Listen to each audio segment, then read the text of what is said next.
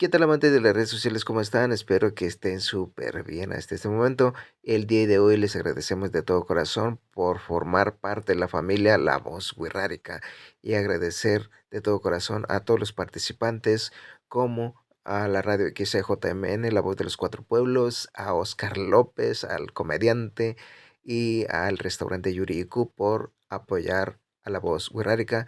Y agradecemos de antemano a todos los participantes por animarse, por darse a conocer como los artistas de La Voz Wixárika, y a los jurados oficiales que son Marra Azul, Florencia Pasión Wixárika, a los Amos de la Sierra y a mi estimado Justin Sierreño MX.